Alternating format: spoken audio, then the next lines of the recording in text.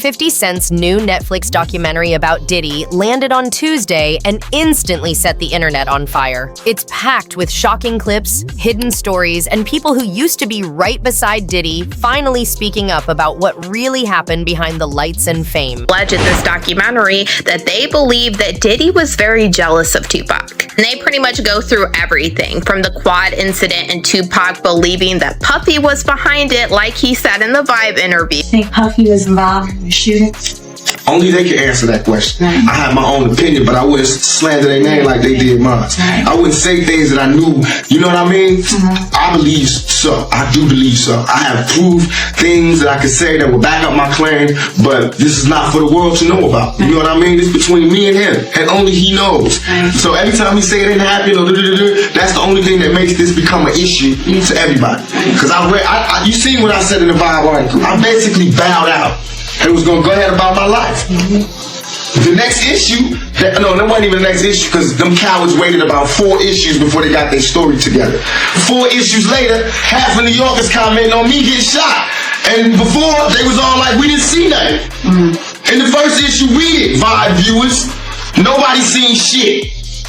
The 4th issue, when they came back with a reply, everybody knew what I did. They knew what I said. I was acting. Who gets shot 5 times in acts? Oh, I didn't get shot 5 times in their vision. I only got shot once because they found the bullet. The police found it, but now they the cops. Now they doing detective work. They found the bullet. Oh, you found the bullet, huh? So what is this other shit in me then? What was the doctors talking about? What? Can you explain these other holes in me? I like your gunpowder all over me. That insulted my intelligence. So yes, I did say Thug Life was there. Yes, I bowed out, all of that. But when they said that, they breathed. By the 2nd episode of Sean Combs' The Reckoning, former bad boy artists and staff start sharing their side of the chaos surrounding Biggie and Tupac's deaths. According to them, Diddy was far more involved in the drama than the public ever knew. With voices like Mark Curry, Roxanne Johnson, and Bad Boy co-founder Kirk Burroughs, the series paints a picture of a boss who took advantage of his artists and helped push the East-West feud that shaped the 90s. We are even hearing from Greg Kading, the detective that worked on Tupac and Biggie's case in this documentary. He is the investigator that did that proper agreement with Keefe D way back in 2008, where Keefe D alleged that Diddy tried to offer him $1 million to take out Tupac and Suge Knight. And Tupac's trial with Keefe D is coming up very soon in early 2026, and we know that Diddy's name has been dropped at least 200 times during these proceedings already. Suge and Puff created the atmosphere for both of those guys to lose their lives. I honestly, when I look back on it, if he trusted Sean more, it would have been better. But he didn't trust him as much as the way Sean says they were best friends after he was dead.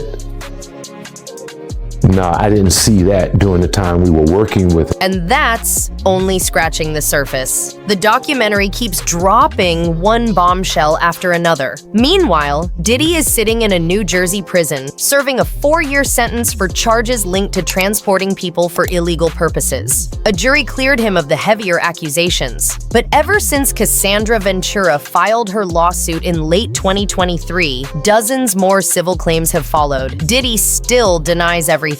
On Diddy Combs have now sent a cease and desist letter to Netflix. That's right. They are demanding it not release a docuseries featuring the embattled mogul. What makes this documentary even wilder is the new material the producers managed to get. They somehow got hold of private footage recorded in a New York hotel room just 6 days before Diddy's arrest. He had hired a videographer to film everything, and the video shows him talking to his lawyer about how the media was tearing down his image. We have to find somebody that'll work with us that has dealt in the dirtiest of dirty business. We're losing.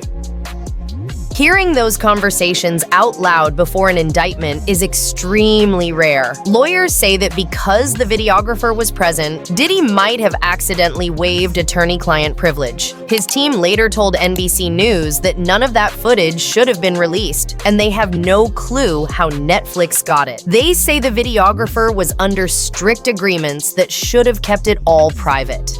Why it's coming out now is we wanted to wait, to get through all of the legal proceedings, the criminal trial, and it spans, four parts, and it spans over 30 years of, pop culture, his life. So it took some time, to say the least, to put all of this together. It's an important story, and you could just tell it with all the public material. You go further, you've gotten your hands on some extra new material people are going to see for the first time, including this video. Any journalist would want to know how you got it, but it is Sean Diddy Combs in the heat of this, right before the arrest for the trial we just discussed, in private moments, talking to his lawyer, cameras running. He also underestimated that a lot, some of, with every celebrity, you do have different claims and some are completely unfounded. But I think that some of these lawsuits, there's receipts and there's footage and there's voice recordings. And I think that for a man, it's also very interesting, for the culture of hip hop, so many artists record themselves, and they probably, when they were, recording themselves in 2005, never saw the year 2025 and how accessible that media would be to actually make a case for things. And I think that's a big part of the gumbo of Sean Combs. And the series also brings in people from all corners of Diddy's history: artists, employees, and those who were once part of his inner circle. Aubrey O'Day from Making the Band shares her experience in detail. Diddy documentary, I'm waiting the whole time for Aubrey O'Day to reveal some major story that happened between her and Diddy. 3 episodes in, she's basically just talking about Diddy in a very general way. It isn't until the 4th episode that Aubrey reveals a witness walked in on Aubrey O'Day completely inebriated with Diddy doing things to her, as well as a second man who they refer to as a light-skinned, tall man. Details are very explicit and not anything I could share on here. This witness revealed that it was 100% Aubrey O'Day. It was really uncertain in watching Aubrey's reaction and kind of resharing this story whether or not she fully recollected the situation. He says it couldn't have been her choice to become inebriated because that was never her issue. She never really drank a whole ton. The earlier parts of this series, Aubrey does reveal these series of emails that she got from Diddy. They were all in very sexual nature, in a very sexual tone. He's basically asking her to come over and do certain things with him. It's these very domineering emails where he's basically setting the tone that he's the boss. She says that she felt very uncomfortable about those emails, and 6 months later, she was fired from. Albie, sure, who once dated Kim Porter, talks about the things he witnessed. Former bodyguard Roger Bonds claims he saw Diddy get violent with Cassie. He even said, "When I first met him, I liked him, but that was before I knew who he really was." Then there's Kirk Burrows, who says he once owned 25% of Bad Boy until Diddy allegedly threatened him with a baseball bat and forced him to give up his share. Burrows says that moment ruined his life. He was blacklisted and even ended up homeless while Bad Boy grew into an empire. We were renegotiating Bad Boy. We had gotten over CCNY. It looked like the coast was clear. We were renegotiating with Arista. We were about to get a step up in the money. I had 25% of the company. I didn't know why he needed to get that back from me and then give it back to me again. I didn't understand that. That's like a trick. Like, okay, here, I gave it to you, now give it back, and don't worry, I'm gonna give it right back to you. I didn't want to give it up. So he came into my office one day unexpected, him and Kenny Marsalis, they had it planned out. Kenny had the briefcase with all the stock certificates in it, and Diddy had the bat. Not like, I'm gonna beat the shit out of you with the bat, but he had the bat like, man, we got to do this. This has to happen. I didn't feel I was gonna get beat down in that office, in all honesty. I got people that can jump out of the shadows in a minute. I wasn't threatened by him. What I was messed up over was the fact that I started this company with you from day zero, and now the one solid thing that you told me I had, you want to take that back and do a return to me on that at this critical time that we're renegotiating and getting a step up on the contract. When he told me it was about all of that renegotiating and that I should trust, I did, begrudgingly, angry, upset. It wasn't right. I did it. He got the stock back. I went on, tried to get over that, kept doing my job, doing what I had to do, delivering everything. And once again, I was caught up in the job. I forgot all about it. And next thing you know, we had the snafu. I was fired. And he just said, oh, okay, bye. And since he had never given me the stock back, he never said that he would pay me anything or give me anything. He just avoided me all these years. Not only did he avoid me all these years, running high and low,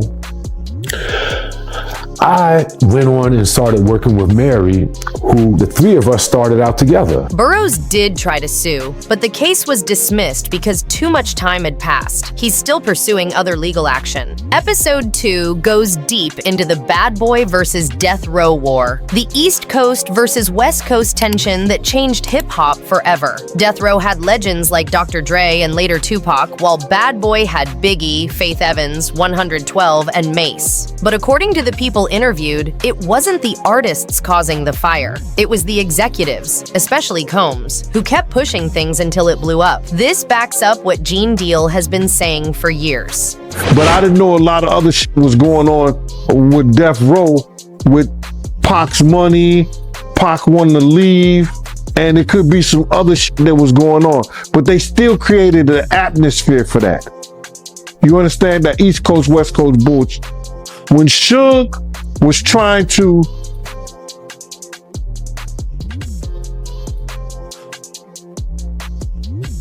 use the New York guys to, okay man, come on, let's make some sense of this shit. And have a meeting and sit down with the New York guys and ask for a representative for Puff to come on. Puff was mad. You see now why Puff was mad.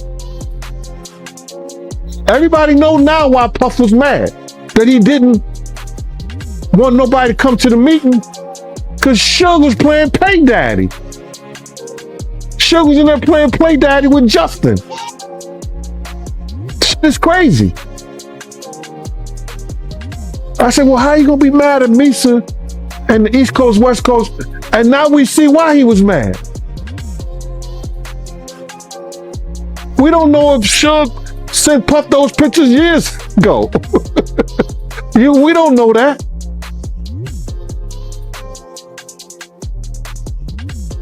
But that's why Puff didn't send a representative when Zipman was asking him, man, let me represent, just let me know. Nah, man, F that.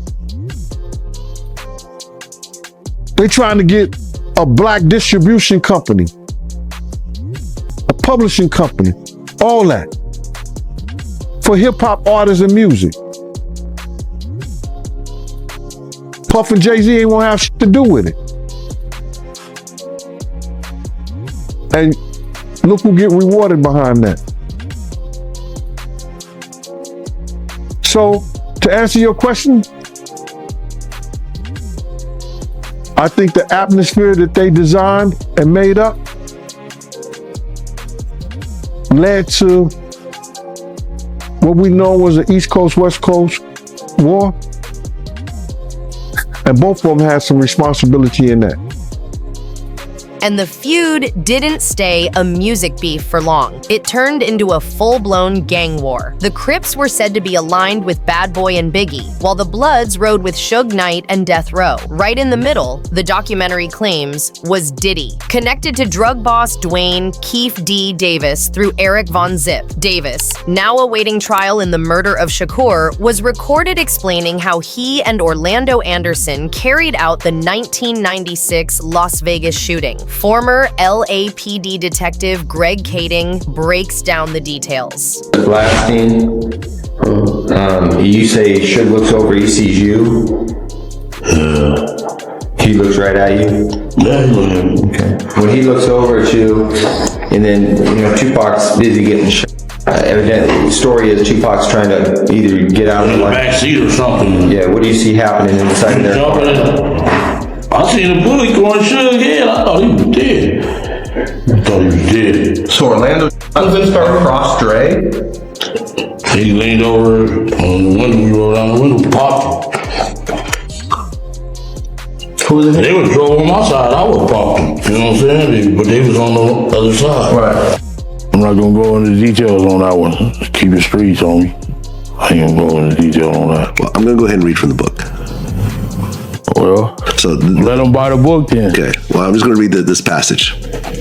The shit was on. Tupac made an erratic move and began to reach down beneath his seat. It was the first and only time in my life that I could relate to the police command. Keep your hands where I could see them. Instead, Pac pulled out a strap, and that's when the fireworks started. One of my guys from the backseat grabbed the Glock and started busting back. The first skin shook in the head, and I thought that motherfucker was dead. I had heard some stories, supposedly that Suge used Tupac as a shield when the bullets started flying, but that's some bullshit. Suge was already wounded, and he was the one that got touched. As the rounds continued flying, I ducked down so I wouldn't get hit. Basically, yeah. The white Cadillac arm came out the back seat and started letting off. What went through your head when you saw that? They my name. In KPD's 2008 proper agreement, he alleged that Diddy's friend Zip Martin is the one that gave him the weapon that was used to take out Tupac. And KPD told the investigator Greg Kading that Zip Martin had a special compartment to keep this weapon in his car that he drove to Las Vegas. And in this documentary, we have Greg Kading confirming that Zip Martin did drive the same type of vehicle that KPD alleged to Las Vegas this night. And then during this documentary, we heard from the former president of Bad Boy, Kirk Burroughs, who alleged during this time, Diddy had him hiring a whole bunch of people and getting cars to drive to Las Vegas. And he is now very curious into why Diddy wanted to do this. And he said, in his opinion, he now believes that Diddy was behind taking out. Travis also claimed Diddy had agreed to pay him and other gang members to take out Shakur and Suge Knight, who were in the same car that night. But according to him, the money never arrived, partly because Knight survived, and partly because the cash reportedly disappeared with Von Zip, who has since passed away. You know, there was the rumor that after Pac got Puffy gave Zip $1 million that was supposed to be handed over, and Zip ended up keeping it. And I remember when I interviewed TK Kirkland, who was actually roommates with Zip at one point. They were that close. He actually said, yeah. The Fed said that too. He said that actually happened. Well, the story that has circulated was that after Tupac got, Puffy allegedly gave the money. I heard to Zip. Yes. And Zip was supposed to give the money to Keefe and them. Yes. But he never gave the money to him. But thank God he never gave him the money. Right? Think about it. If he gave the money, Puffy will be in prison now. Money for hire. So thank God. It's just a true story. I'm not saying yes or no, but if he would have gave them the money, it'd have been for hire, and Puffy would be locked up. Burroughs also alleges that Diddy pressured Biggie, Christopher Wallace, to fly to Los Angeles to promote his album even though Biggie didn't want to go. That trip ended in tragedy when Biggie was shot and killed in 1997. Burroughs says he feels like he walked Biggie into danger and accused Diddy of lying when he later claimed the trip was Biggie's idea. Burroughs even speaking on the situation with Biggie, how he was the one in charge of planning this London media trip for Biggie that he was supposed to be on the night that he was actually unalived. Kirk Burroughs claims Diddy is the one that canceled this trip and Biggie did not want to go out to Los Angeles. And Kirk Burroughs feels like Diddy should be responsible for what happened to Biggie. What Kirk Burroughs alleged next is what's really chilling. He said something that we have heard alleged many times, and he said that Biggie was actually leaving Bad Boy Records returned shortly before he passed away. Kirk Burroughs alleged that Biggie already signed the paperwork to get out from underneath Bad Boy. Then Kirk Burroughs went on to allege that after Biggie passed away, Diddy came to him and told him to change the terms in the contract that Biggie signed. And he claimed that he was so calculated that he told Kirk Burroughs to just switch out the middle pages. That way on the last page, Biggie's signature would still be there. That way Diddy could allegedly keep racking up money. Kirk has also said their relationship was nothing like what Diddy publicly presented. According to him, Diddy and Biggie were not close friends at all, and Diddy had no real interest in keeping Biggie alive. What was it, man, for Biggie to go to LA so soon, knowing that Tupac got killed 6 months earlier? The award show season was up. We had to go out there to participate in that. We had records that were nominated. We were a budding, launching company that already launched, and we were successful. We could not go. But Biggie did have an inconvenience. He had a car accident. I think it was in Brooklyn, maybe downtown Brooklyn. He had a broken femur at that time, and he was recovering from that. Big-sized person, could not really sit comfortably in a plane, not even first class, with a cast on. It was uncomfortable. He was talked into going to the LA portion of the trip so that he could be out there ahead of time. He was out in LA so there wouldn't be a big rush and bustle to get him there. So I think he was out there for a good week and a half ahead of time leading into the event. So being out there, we came to follow up and to have that night. And then he was supposed to, as per Arist's marketing department, Arista, one of the best labels and distribution companies that you can have to back you, the legendary Clive Davis, who's backed so many artists, believed in Bad Boy so much, he put together a marketing campaign that was never seen before that campaign, and still wasn't seen, but it was put together so that Biggie could receive an international press junket in London with all press from around the world meeting him that Saturday, Sunday, after the Friday award show night. He was supposed to go on an international flight with me. We have the itinerary still to this day. He was supposed to leave that early morning, go to London, and we would be out there for 2 or 3 days, and then he would go back to New York and go home. Diddy called Sean P. Diddy, whatever his name was during that time, called late Friday night, early Saturday morning, saying he's not going to London. Call Arista, cancel it. You go. You represent it. You go. He's not going. He wants to stay here. He even says Diddy intentionally cut Biggie's security budget, leaving him without proper protection when he needed it most. A budget for everything that you do. The budget for Big in LA for the award show ended that Friday night, Saturday morning, when a new budget started to get him from LA to London, where he would be taken care of with security, his friends, and everyone that he wanted to be with him in the style that he was accustomed to handle the press junket. When that didn't happen, that budget was never opened. The budget for LA ended, and there was a great need for security that Saturday night, and he was out without that security to beef up. And we lost him. And in that decision, what it put us in, that decision put us in the worst situation that we could have ever been in. We lost our number one talent. We're on a West Coast where we're surrounded by enemies who told us not to be here. We really shouldn't have been there, but we were. Now we have to get out of there. At that time, I brought most of the company with me. I had a lot of interns, young people. I had to account for them with their parents. We had to get them home. That weekend, I think we had to get Sean out first. 1, 2, 3 steps in the trunk of a car, moving out the city limits to another airport on that flight out.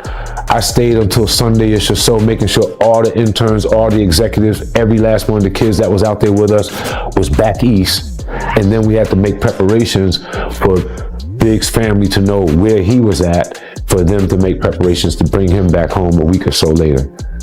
So that was the job, and then I slowly crept. Even Biggie's mother believes Diddy had a hand in what happened to her son, as shown in her emotional interview. Ms. Wallace. Gene Deal. Hey, Ms. Wallace, Gene Deal. Oh, hi, Gene. How are you? All right, man. You know I ain't seen you since I came to your house and had that conversation with you. How you been? You all right? I've been okay. I've been watching you on Facebook. I'm sorry, Ms. Wallace. I'm sorry I had to do what I had to do, but you know, it is what it is. I know you do. Thank you, Ms. Wallace. Like I told people, I said if Ms. Wallace would have called me and told me to shut it down, I would have shut it down. Ms. Wallace ain't called. She knew how to get in touch with me. If Ms. Wallace didn't tell me to shut it down, I'm going to keep doing it because I respect you, Ms. Wallace. Do what you do. First thing I said was, Ms. Wallace, if you tell me to stop, leave Puff, stop, no, I didn't say leave Puff. If you tell me to stop doing what I'm doing, I will. She said, no, G, I watch you. You keep doing it. You doing a good job. You, man, listen here. Yo. I was happier than one of them boys at a Diddy party. I was so happy, man, it was crazy. Cause this was the first time I had talked to Miss Wallace since the last time I talked to her and was telling her about Big's death, and she said I didn't want to hear. Diddy continues to deny every allegation, but at this point, denial may be the only move he has left, because if even one of these claims breaks open, the entire image he built could come crashing down. We have Greg Kading getting into what happened with Biggie, and Greg Kading alleged that Diddy wasn't helpful at all in the investigation into what happened to Biggie. We saw a lot of different records being put on the screen where it said he did not want to give any more info at this time, and this was at the hospital where Biggie passed away. And I also noticed this document that flashed on the screen that was from investigator Russell Poole. And Russell Poole said that he called Miss Wallace to update her on the investigation and that she was frustrated and angry that no one had been arrested for her son's unaliving. After bringing her up to date on the case and explaining our frustration with the lack of cooperation from Puffy Combs, Bad Boy Entertainment, plus Biggie's own entourage's lack of further assistance in the investigation, Miss Wallace calmed down and understood the situation.